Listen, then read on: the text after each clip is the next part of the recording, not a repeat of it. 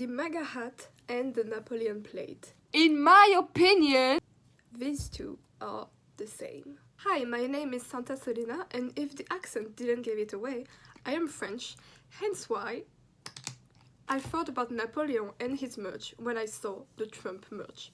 You know what the MAGA hat symbolizes, and you know Donald Trump, so let's skip to the part where I remind you who Napoleon is. He rose to power by being a part of the French Revolution against the royalty, but in 1799 he officially ended the French Revolution by making a coup d'etat against the first attempt at democracy and declaring himself the first consul of France, which quickly turned into the emperor, aka dictator, of France.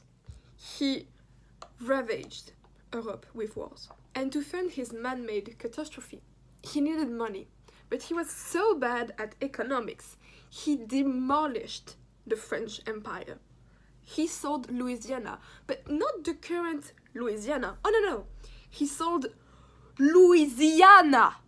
A madman insane with powers who does whatever he wants for his latest tantrum. Can you start to see it? He was a cruel leader whose oppression were brutally repressed, and he did a lot of damage to the human rights that the revolution had just acquired, such as the return of slavery.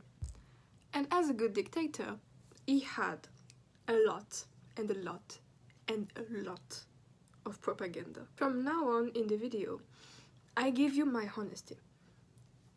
I can't rely on sources because I haven't found any articles that answered my questions. So take everything with a pinch of salt, as I'm going to tell you a personal interpretation, okay? I love going to open markets where everyone can sell their old stuff. Kind of like a garage sale, but it's like an entire parking lot with whoever wants who sell their garbage that turns into treasures in your good hands. And there's always a bunch of old people with so much full-blown garbage attic, like a mountain of metal and unidentified pieces, you know what I mean? And when I tell you that there are so many Napoleon-themed stuff, to properly understand, look around yourself and the objects surrounding you.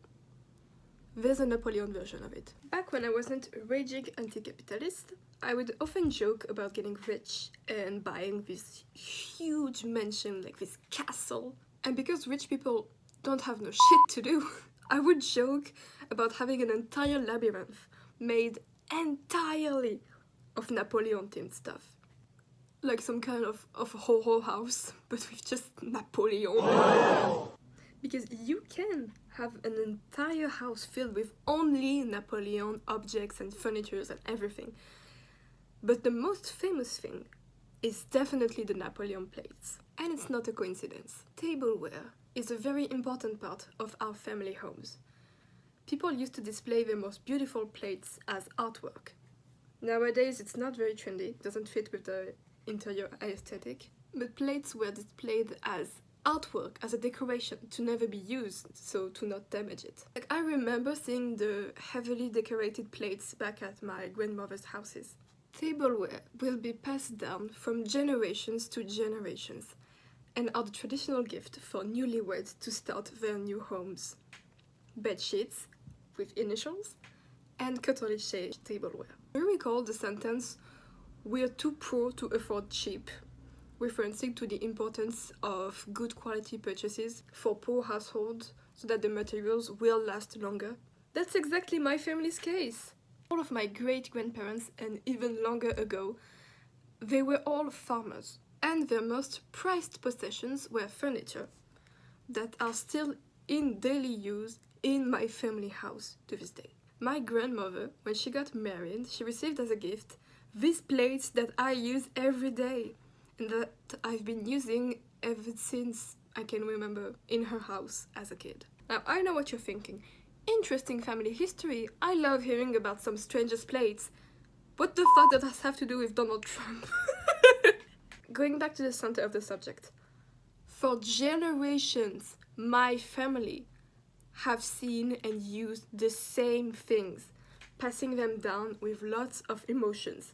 When my mom got married, my great-grandmother gifted her all of her wooden furnitures, just like her mother before her, and her mother before her, and maybe so on. Can you imagine if instead of the flower ornaments of my childhood bed, there was Napoleon?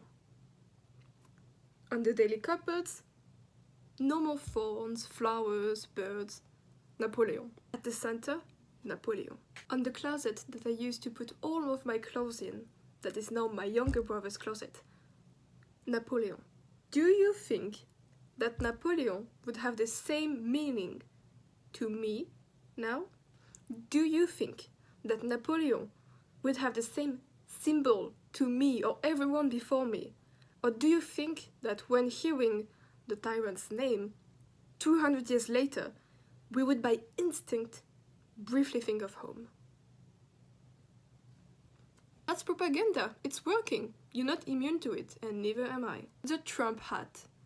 Do you think all the little or even grown Americans who see their loved ones, their cherished families, wearing the hat, would in the long term not associate even briefly Donald Trump with their family?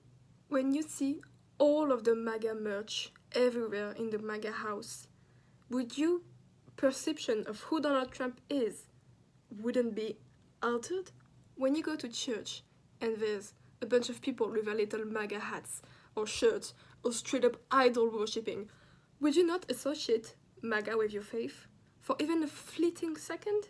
When you go to see your cousins and play with them, you remember the joy, and sure, in the background of that joy is a Trump flag in the living room. Walking to your neighbor's house to play Barbies together on a Wednesday afternoon.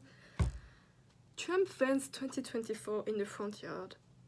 The hat is a particularly interesting choice. It's an interesting propaganda item because it's just so easy to wear and see everywhere.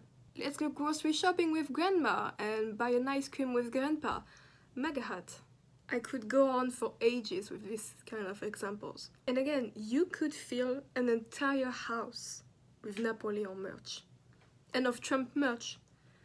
But it only takes a few items, a few key items you see every day for the long-term influence to settle in. You remember the joy, and in the background of that joy is always the same man. Thank you for watching this video till the end. I think it's one of my favorites, and I really hope you enjoyed spending some time together. I think you've had enough of the information that you were doom scrolling looking for. Take a quick break from social media, even just 10 minutes, okay? I love you, bye bye!